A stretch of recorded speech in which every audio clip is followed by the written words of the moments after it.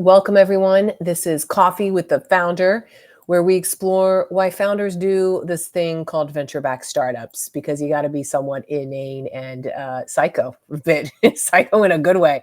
Takes one to know one. So totally fair game.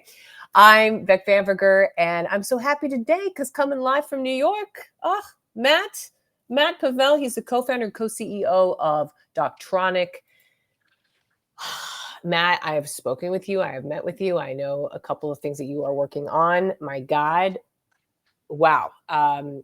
What are you solving? Let's just start with that. Yeah, we're giving everybody in the world free AI-based healthcare. Did you notice your voice uptick, by the way? Why? No. Why? Am I psyched? Yeah, Am I you're just excited? like. Is that why? No, I think the uptick is just like, I guess we are. No, you are. You are. Yeah, I mean, yeah, we are. Tell us more.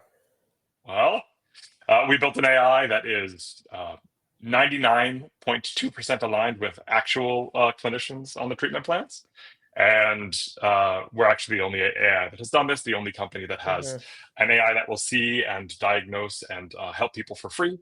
But then if you want, you can see our doctors, and we have doctors in the States only right now, but inexpensive, $39 for a visit.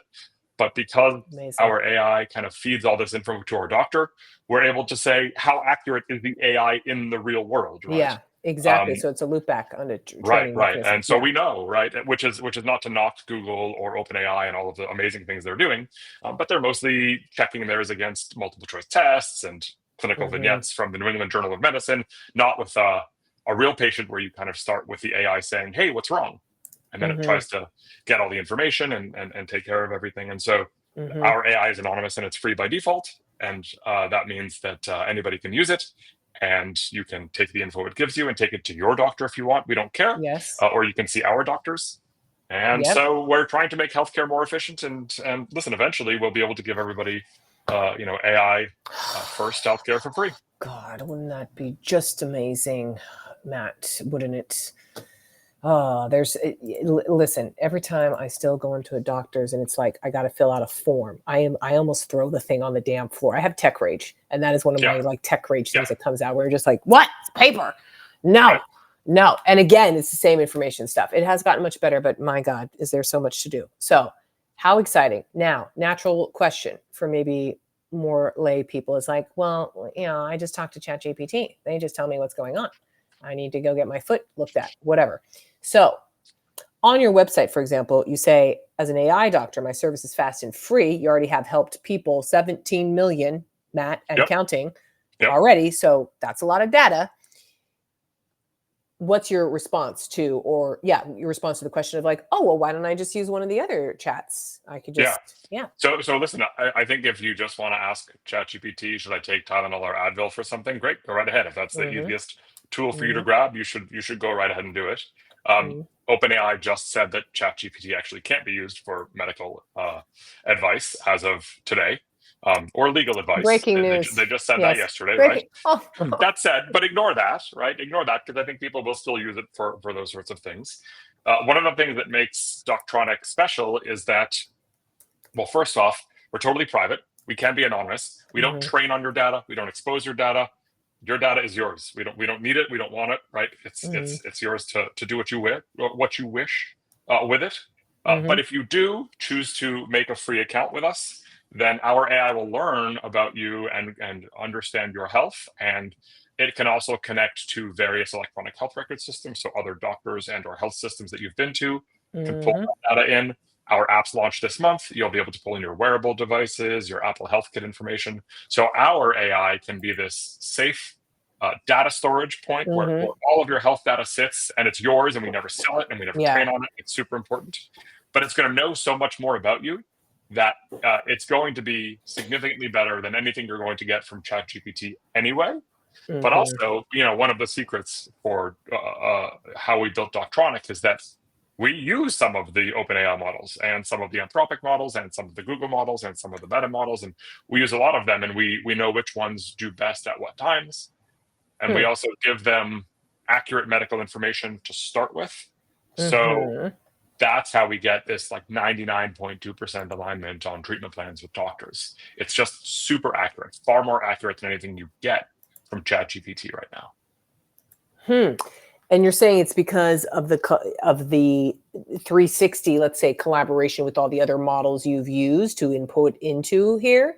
That and all of the documents that we've built. So we have a Yeah. library of 2,000 to 3,000 clinical guidelines that our human doctors have written to make sure that the AI follows the right Yeah. rules and follows the correct recommendations and does what the American Heart Association says, or does what any other society says, or follows the most up-to-date clinical rules. And so because we ground our AI with that sort of data, that's why we don't need to train on patient data. Yeah. And that's why we end up being so accurate. Got you. Then so are it's you? a medical AI from the start, Yeah. right? Yeah. Exactly. And you Versus can't really use it to like talk about your dog or the weather or baseball. Like it doesn't work. It's not what it's for. Good clarification, because I could see people saying, "Oh, well, what about who knows what?" Just treating it like a normal one. So okay. It doesn't work. And what is the ultimate future of this? Now, you already did say, you're the number one, let's say, AI doctor that there is, that it's going to be, so frictionless, pain point wise, or from a cost perspective, free or whatever. And so everyone's going to have this accessibility. Anything more? Like, what could this really do? Paint us the picture. So our tool is built to just make doctors more efficient. We have a huge problem in this country and frankly worldwide with physician burnout. Yeah, we do. It happens the most with primary care doctors. We have the highest shortage of primary care doctors in this country. They are most prone to burnout. My mother-in-law is a primary care doctor. She sees patients Monday through Friday, and she spends all day charting, writing notes, filling out insurance paperwork. It's all BS. It's a real pain point for all of these doctors, and our AI gets rid of all of it. So not just for the doctors that work for us, by the way, but for any doctor, right? If you happen to have a doctor and you love that doctor and you don't want to leave that doctor, you can still use Doctronic, because at the end of every conversation, the AI is going to give you for free, and again, anonymous if you want, a complete diagnosis, 4 diagnoses actually, with the most probable to the least probable, 4 treatment plans, 1 for each of those diagnoses, and a doctor's note. And you can just take all of that to your doctor. And that's going to make your doctor's life so much more efficient, because they won't have to write the note afterwards. They won't have to ask you all of the questions. You can have a doctor visit where your doctor treats you for 5 minutes and it's free. And it just makes them happier. And so we're talking to health systems and other doctors and other medical practitioners about putting our AI in front of their patients just to help them gather all that information. Our doctors say it's like having the best chief resident in the world working for them for every patient. Yeah. It's not actually doing the diagnosis, but it's saying, hey, doctor, I think it's probably this, and it could be this, this, or this. What do you think? And it just makes the doctors' lives so much easier. Well, and then so we're trying to save doctors. Yeah, we're trying. Okay, there we go. We're trying to save doctors. And frankly, I'd put this in the category of AI that lets humans be more human, because now I can maybe spend some more time with my patient. Oh, well, how is this thing? Or maybe, a lot of things, this is just so in context. And maybe, for example, your resident AI doctor is like, oh, wait, but it didn't hear this thing that, like, oh, yeah, they're drinking too much caffeine, or they're somewhere, they're inhaling some paint chemicals or something, like all the weird stuff that is happening just in the world of what you're inhaling or putting on your skin or whatever. Who knows? They might be able to figure out more of those contextual elements. Yeah, I mean, that can happen, and it actually does happen.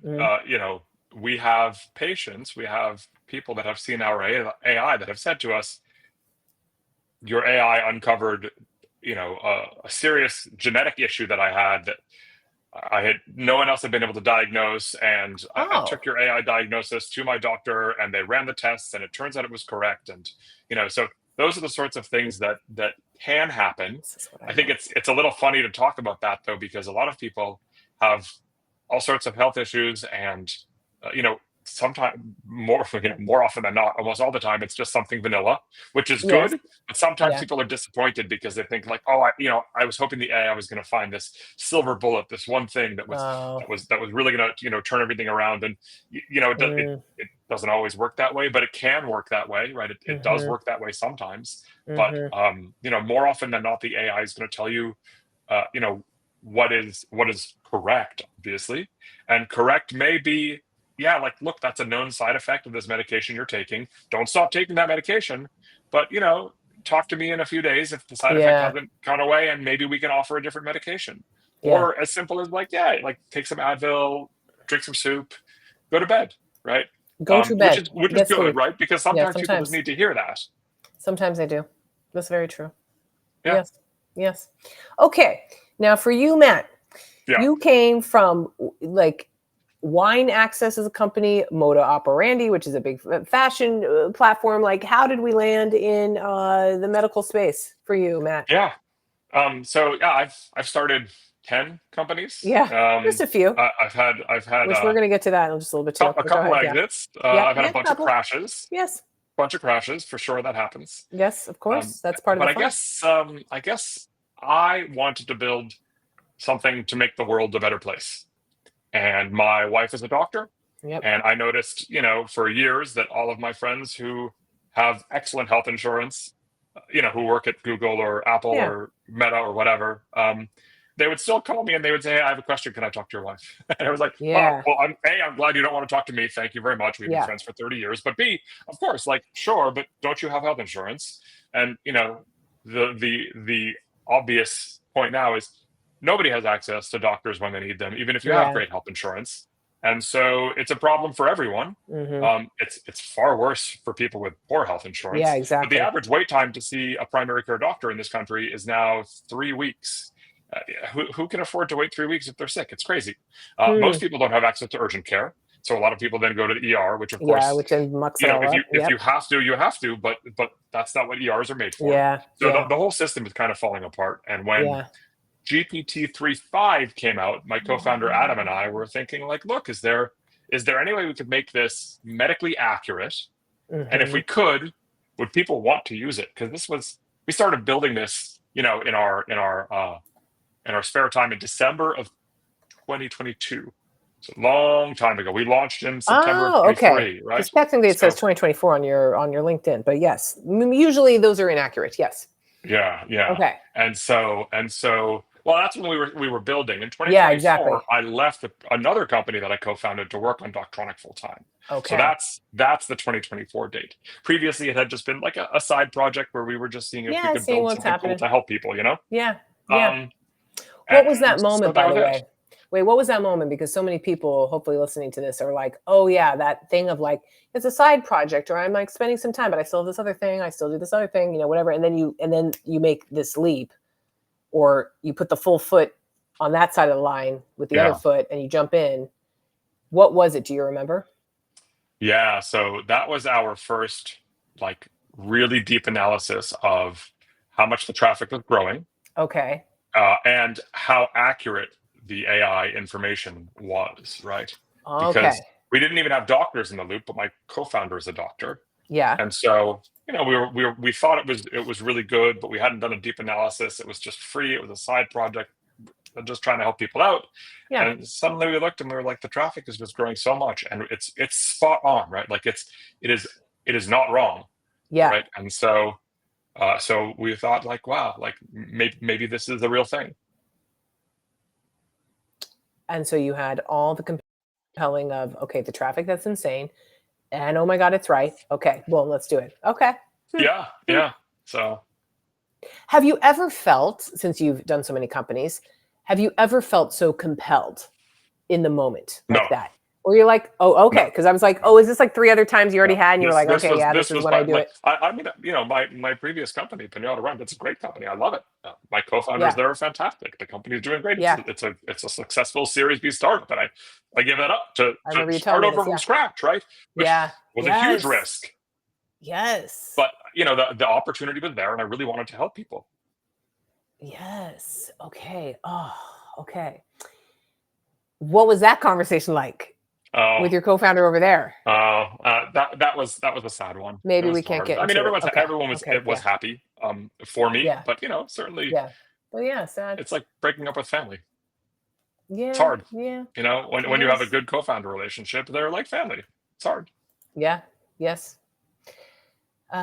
Yes. And what has emerged on this show is just how deep the water runs for people you work with a long time, maybe decades if you're lucky. It's a whole thing. Yeah, because that's a lot of time. yeah.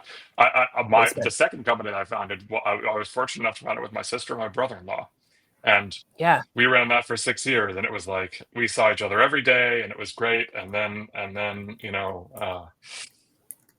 finally realized, like, boy, it's really hard to see your sister every single day for work and then have a relationship outside, because it's like another family it's going to relationship, but Thanksgiving. it's slightly different, right? I know. So yeah, that was a hard one. Yeah. Okay. How do you now think of success, Matt? Personally or for the company? Well, we take it. No one usually clarifies it, but go ahead. Whichever way you want to take it.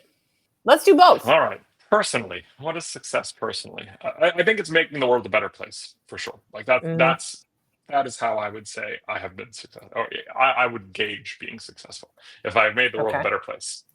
Yes. Okay. Actually, I think that applies to the company as well, right? For the company, there are obviously other important metrics that have to do with finance, because it is a company, right? So if it can grow and succeed, and if we can move out of the VC funding phase relatively quickly and get into profitability, but still high growth, great, and all of those sorts of things. So maybe like success with the company is also like a continued stellar growth rate for the next year. Like we're growing 50% month over month right now. So who knows? Like how long can we keep up that level of growth? Maybe another year, maybe 3. Who knows? Yeah. Okay. And then one thing I've been asking more on here, so I want to make sure I get it with you. I'm going to change the wording on this to hack, because maybe the feedback on hack is like, oh, it sounds bad. But like, what's your hack? Like, what's something you figured out recently, and what'd you do? Something I figured out recently. Now you might laugh and say, "This whole company, I'm figuring it out every day." Yes, of course, we know that. But is there anything else? Well, like, oh yeah, we figured out how to, find the most ultimate CFO. I don't know. Well, okay, so how about this? Throw it out there. I have about 8 or 9 Claude projects where all of the information about Doctronic is in them, but a bunch of information that I need guidance on is also fed into the project. So, for example, I have a CFO project, chief financial officer, chief legal officer, chief medical officer. I have been a CTO many times over. I still have a chief technology officer project. So I have all of these projects, and I will just start with Claude anytime I have a question. And I've given those projects enough information about the company and enough information about what specifically I think or how specifically I think they should function as like one of those C-level execs, that I can actually have a conversation with them for almost for free before I then go hit my legal team at Latham, right? Or someone else. There you go. And so I do that, and I have many of those. So maybe that's a good hack. So you just said you have a whole C-suite basically. Yeah, for sure. Yeah. I like that. And then another one that we're adding into the mix here is, and I like this one because this is the more existential one, but who are you becoming? Who am I becoming? Wow.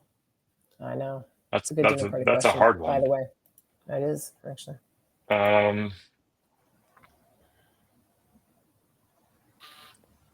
am becoming the me that my past self had hoped I would become.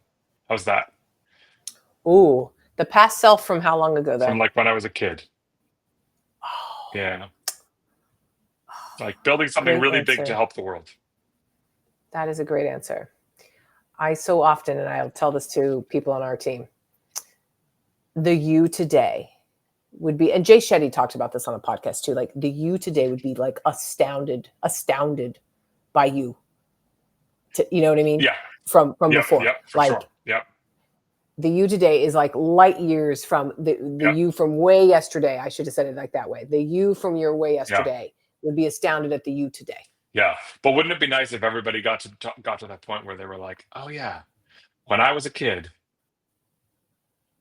that me would be pretty psyched to know that this is the me that I've become. For sure.